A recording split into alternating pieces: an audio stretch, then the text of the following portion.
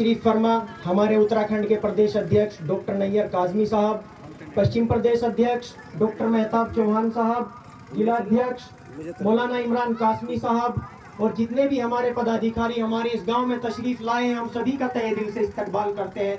और हमारे जो ग्रामवासी हमारे सामने बैठे हुए हैं, वो अपने काम का टाइम चल रहा है, गांव में किसी के गेहूं बोने का टाइम चल रहा है, किसी के खेल चल रही है, फिर भी वो अपना काम आगे पीछे कर टाइम निकाल कर आप यहाँ आए। आपका हम दिल की गहराइयों से इस्तकबाल करते हैं।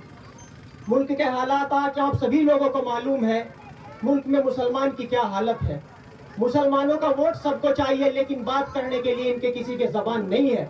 मुसलमान का नाम लेना ये अपनी जबान से गवारा नहीं समझते। मुसलमानों वोट सबको चाहिए, लेकिन मुसलमानों के लिए इनके मुंह में जबान नहीं है।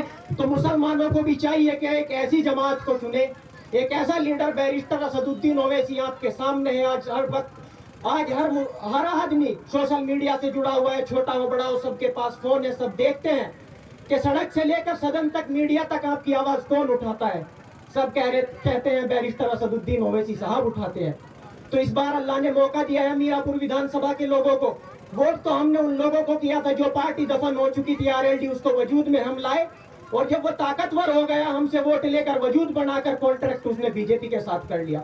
बीजेपी का डर दिखा के वोट लिया था ना आपको कि बीजेपी आ जाएगी अगर आपने हमको वोट ना किया।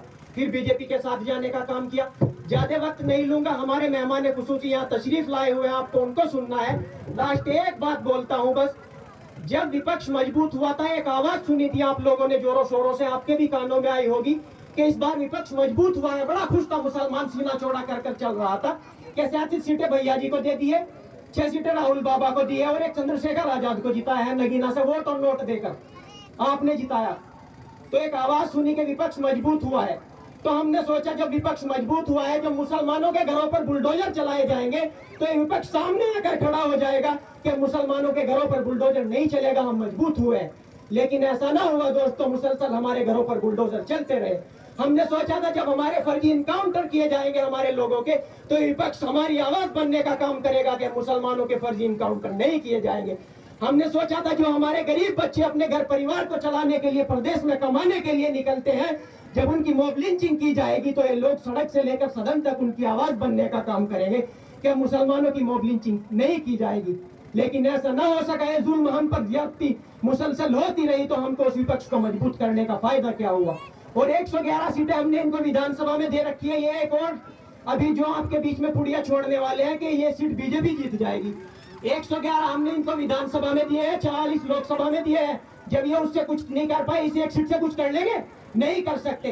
तो इसलिए मैं आपसे यही अपील करता हूं, उस मर्द मुजाहिद के सिपाही अरशद राणा जी को एक एक वोट, वोटिंग की तारीख जो 13 थी वो बढ़कर 20 हो गई है। तो इसलिए 20 तारीख को एक एक वोट पतंग के निशान के सामने वाला बटन दबाकर अरशद राणा जी को कामयाब कर देना। अस्सलाम वालेकुम।